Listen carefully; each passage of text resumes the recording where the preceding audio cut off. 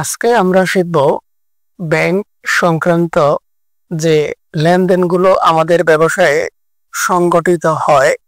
আমরা আজকে এই ব্যাংক সংক্রান্ত জাবেদাগুলো নিয়ে আলোচনা করব। তো আমরা কি করি যে নিরাপত্তার স্বার্থে আমরা ব্যবসায়ে টাকাগুলো ব্যাংকে রাখি, আবার প্রয়োজন মতো সেগুলো কি করি উত্তোলন করি। এছাড়াও আমরা কি করি আমাদের যারা দেনাদার আছে তাদের থেকে যে চেক পাই আমরা সেটি ব্যাংকে জমা করি, অথবা আমরা কোনো ফার্মদারকে আমরা কি করি এই ব্যাংক চেক ইস্যু করি বা ব্যাংক থেকে চেকের মাধ্যমে অর্থাৎ ব্যাংকের মাধ্যমে টাকা পরিশোধ করি। তো এখানে একটু বলে রাখি যে ব্যাংক হচ্ছে নগদের মতোই। আমরা যেরকম নগদ যেরকম তারল্য সম্পদ হিসেবে বিবেচনা করি, ঠিক ব্যাংকে যে টাকাগুলো রয়েছে সেগুলো তারল্য সম্পদ হিসেবে কাজ করে। তাহলে আমরা বলতে পারি, আমরা যেরকম আগে বলেছি যে নগদ টাকা যখন বৃদ্ধি পায়, নগদ টাকা যখন বাড়ে তখন নগদান হিসাব ডেবিট, নগদ টাকা যখন কমে যায় তখন নগদান হিসাব ক্রেডিট। ঠিক একইভাবে ব্যাংকও সেম। ব্যাংকে যখন টাকা বাড়বে অর্থাৎ ব্যাংকে টাকা আসলে, ব্যাংকে টাকা বাড়লে ব্যাংক হিসাব ডেবিট, আবার যখন ব্যাংক থেকে টাকা চলে যাবে বা ব্যাংকে টাকা কমে যাবে তখন ব্যাংক হিসাব ক্রেডিট। আমরা দেখি বাস্তবে দেখি এখানে কি লেখা আছে, ব্যাংকে জমা দেওয়া হলো 5,000 টাকা। ও খেয়াল করো, হিসাব বিজ্ঞানে এই কাজটা হয় বেশিরভাগ, যে কাজ একই কিন্তু তার ভাষা 2 থেকে 3 ধরনের হয়ে যায়। যে মূল কাজ একটাই কিন্তু ভাষাগত পরিবর্তন হয়। যেমন তুই একই কাজে ব্যাংকে জমা দেওয়া হলো, এইটাকে যদি আমরা আরেকটু ভিন্নভাবে বলি যে ব্যাংকে একটি চলতি হিসাব খোলা হলো, অথবা মনে করো যে জনতা ব্যাংকে 25,000 টাকা জমা দিয়ে একটি হিসাব খোলা হলো, সবগুলো কথাই একই কাজ, যে ব্যাংকে টাকা জমা দেওয়া হয়েছে। ব্যাংকে তুমি যদি একটা হিসাব খোলো, টাকা ছাড়া তো হিসাব খুলবে না। আর আমরা জানি ব্যবসায়ের জন্য কারেন্ট অ্যাকাউন্ট অর্থাৎ চলতি হিসাবে খোলা হয়। তাহলে যেইভাবে বলুক না কেন আমরা বুঝবো, অনেক সময় এইভাবে বলে যে ব্যাংকে জমা দান 5,000 টাকা। এই যে জমা দান, ওই ভাষাগত পরিবর্তন কিন্তু কাজ একটাই, যে ব্যাংকে টাকা জমা দেওয়া হলো।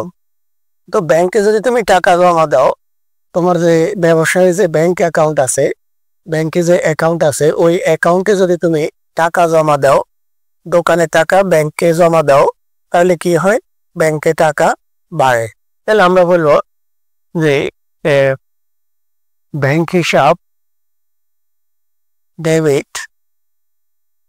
আর এবার আসো ক্রেডিট কি হবে, যেহেতু দোকানের টাকাগুলো তুমি ব্যাংকে জমা রাখছো, জমা দিয়েছো, তাই ব্যাংকে টাকা বাড়ছে, ব্যাংক হিসাব ডেবিট। ঠিক একইভাবে দোকান থেকে কি হয়েছে, টাকা চলে গেছে। দোকান থেকে যখন টাকা চলে যায় তখন আমরা কি বলি, নগদান হিসাব ক্রেডিট। এই হলো আমাদের প্রথম জাবেদা। এবার আসো দ্বিতীয় যে জাবেদাটি আছে, দেখো কি বলছে, দেখো দেনাদার কর্তৃক সরাসরি ব্যাংকে জমা 3,000 টাকা। দেনাদার কর্তৃক মানে দেনাদার নিজেই, অর্থাৎ আমরা যাদের কাছে পূর্বেই বাকিতে বিক্রয় করেছি তাদের নামে, তাদেরকে আমরা বলি কি দেনাদার। আর কর্তৃক মানে সে নিজেই, দেনাদার কর্তৃক সরাসরি ব্যাংকে জমা। মনে করো তুমি যার কাছে বাকিতে বিক্রয় করেছো সে অনেক দূরে আছে, এখন চাইলেও সে তোমাকে নগদ টাকা দিতে পারে না। তোমাকে ধরো ফোন দিয়ে বললো যে আপনার অ্যাকাউন্ট নাম্বারটি বলুন, আমি ওই ব্যাংকের ওই অ্যাকাউন্টে টাকা পাঠিয়ে দিব। তখন সে কি করে, সে তোমার ব্যাংক অ্যাকাউন্টে টাকাটা পাঠাই দেয়। তাইলে এখন খেয়াল করো, দেনাদার যদি সরাসরি নিজেই কি করে তোমার ব্যাংক অ্যাকাউন্টে টাকা জমা করে, তাহলে কি হয়, তোমার ব্যাংকে টাকা বাড়ে। এই জন্য ব্যাংক হিসাব ডেবিট। এখন প্রশ্ন হচ্ছে টাকাটা কোত্থেকে আসছে বা কে দিছে। তাহলে টাকাটা দেনাদার থেকে আসছে ব্যাংকে, বা দেনাদার টাকাটা ব্যাংকে জমা দিছে, তাহলে দেনাদার হিসাব ক্রেডিট। দেনাদার হিসাব ক্রেডিট। এরপরে আসো এখানে দেনাদার কর্তৃক সরাসরি ব্যাংকে যে কথা আর দেনাদারের নিকট হতে সেট প্রাপ্তি ওই একই কথা। দেনাদার যদি তোমাকে একটা সেট দিয়ে যায় তাহলে তুমি সেই সেটটি কি করবে? নিশ্চয়ই ব্যাংকে ব্যাংকে রাখবে, ব্যাংকে জমা দিবে, তাহলে ব্যাংকে টাকা পারবে, একই কথা। এবার আসো 3 নম্বরটি দেখি আমরা। 3 নম্বরে খেয়াল করো, ব্যাংক হতে উত্তোলন 5,000 টাকা বা ব্যবসায়ের প্রয়োজনে ব্যাংক হতে উত্তোলন। এখানে খেয়াল করো যে ব্যাংক হতে উত্তোলন যদি ব্যবসায়ের জন্য নাও বলে, বুঝতে হবে এটি ব্যবসায়ের জন্যই উত্তোলন করা হয়েছে। যতক্ষণ পর্যন্ত মালিকের নিজ প্রয়োজনে, ব্যক্তিগত প্রয়োজনে, অর্থাৎ ব্যক্তিগত বা নিজ প্রয়োজনে না বোঝাবে ততক্ষণ পর্যন্ত এটি ব্যবসায়ের জন্যই উত্তোলন করা হয়েছে বোঝাবে। তো খেয়াল করো, যেহেতু ব্যাংক হতে উত্তোলন বা ব্যবসায়ের প্রয়োজনে ব্যাংক হতে যখন তুমি টাকা উত্তোলন করো তখন কি হয়? ব্যাংক থেকে টাকা কমে যায়। এই টাকাগুলো যেহেতু দোকানে আসে তাহলে নগদ টাকা বাড়ে, দোকানের নগদ টাকা বাড়ে আর ব্যাংকের টাকা কমে যায়। তাহলে যেটা বাড়ে ওইটা ডেবিট আর যেটা কমে যায় ওইটা ক্রেডিট। তাহলে খেয়াল করো এখানে যেহেতু ব্যাংক থেকে টাকা উঠানো হয়েছে তাহলে দোকানে কি আসছে? দোকানে নগদ টাকাগুলো আসছে, তাহলে নগদান হিসাব ডেবিট। আর ব্যাংক থেকে যেহেতু টাকা আসছে, ব্যাংক কমে গেছে, ব্যাংকে টাকা কমে গেছে, ব্যাংক হিসাব ক্রেডিট। এরপরে আসো 4 নম্বর দেখো, পাওনাদারকে চেকে পরিশোধ। পাওনাদার যারা আমাদের কাছ থেকে টাকা পাবে, আমরা যদি তাদেরকে চেকে পরিশোধ করি, ধরো আমার হাতে টাকা নেই, তাহলে আমরা কি করি? একটা চেক লিখি তাকে দিয়ে দিলাম, তাহলে সে টাকাটা কোথেকে নিবে? সে টাকাটা তোমার ব্যাংক অ্যাকাউন্ট থেকেই তো নিয়ে যাবে, তাহলে তোমার ব্যাংকে টাকা কমবে না বাড়বে? আমরা যদি পরিশোধ করি কোনো পাওনাদারকে চেকের মাধ্যমে অর্থাৎ ব্যাংকের মাধ্যমে পরিশোধ করি তাহলে আমাদের ব্যাংক থেকে টাকা চলে যায়, অর্থাৎ ব্যাংক থেকে টাকা কমে যায়। তাই ব্যাংক কি হবে? ব্যাংক হিসাব ক্রেডিট হবে। এখন প্রশ্ন হচ্ছে টাকাটা কেন কমলো, ব্যাংক থেকে কেন কমলো বা কিসের জন্য কমলো? তাহলে আমরা বলবো পাওনাদারকে পরিশোধ করার জন্য, অর্থাৎ পাওনাদার হিসাব কি হবে? ডেবিট। ব্যাংক থেকে যেহেতু কমে গেছে এই জন্য ব্যাংক ক্রেডিট, আর যেই কারণে কমছে ওই কারণটাই কি হয়? ডেবিট। শেষের যে দুইটি লাইন 5 এবং 6 একটু মনোযোগ দিয়ে দেখবে।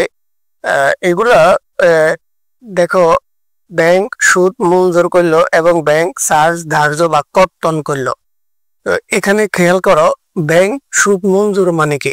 যে ব্যাংক সুদ দিল আমাদেরকে, আমরা যে টাকা জমা ওখানে লেনদেন করি, তো আমাদের যে টাকা জমা থাকে ব্যাংকে, ওই জমাকৃত টাকার উপরে তারা আমাদেরকে একটা টাকা দেয়। আর ব্যাংক চার্জ ধার্য বা কর্তন মানে কি? তারা যে আমাদেরকে সেবা দেয় পুরো বছর, অর্থাৎ মাসে মাসে পুরো বছর আমাদেরকে যে সেবাটি তারা দিয়ে থাকে, তারা ওই সেবার জন্য তারা আমাদের কাছ থেকে একটা টাকা কেটে নেয়। এখানে মনে রাখার বিষয় হচ্ছে যে তারা যে দেয়, মঞ্জুর করে, তারা যে দেয় এবং চার্জ বা কর্তন করে তারা যে নেয়, তারা আমাকে সরাসরি দোকানে আসি দিয়ে যায় না, অথবা আমার থেকে দোকানে এসে সরাসরি তারা আমার কাছ থেকে নিয়ে যায় না। এটাই মনে রাখার বিষয়। কারণ তারা যখন দেয়, সুদ মঞ্জুর করে, তারা কি করে? তোমার যে অ্যাকাউন্ট আছে ওখানে ওই অ্যাকাউন্টে যোগ করে দেয়। আবার তারা যখন চার্জ করে বা কর্তন করে তারা তোমার কাছে টাকার জন্য আসে না, তোমার অ্যাকাউন্টে যে টাকা আছে ওখান থেকে তারা কেটে নিয়ে যায়। এখানে নগদ টাকার কোনো কাজ নেই, তারা নগদ টাকা নেয়ও না, নগদ টাকা দেয়ও না। তারা দেয় কোথায়? তোমার ব্যাংক অ্যাকাউন্টে যোগ করে দেয়, তখন তোমার ব্যাংক ডেবিট। আবার যখন নিয়ে যায় তখন কোত্থেকে নেয়?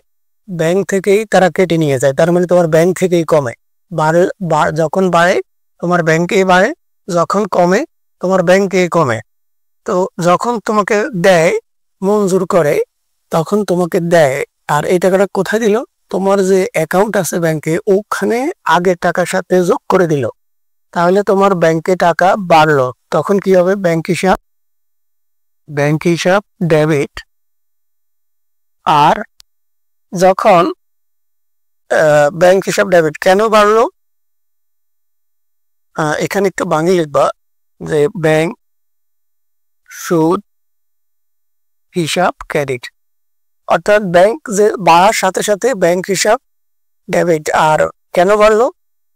ব্যাংক সুদের জন্য, তাহলে ব্যাংক সুদ হিসাব ক্রেডিট। আর 6 নম্বরটি দেখো,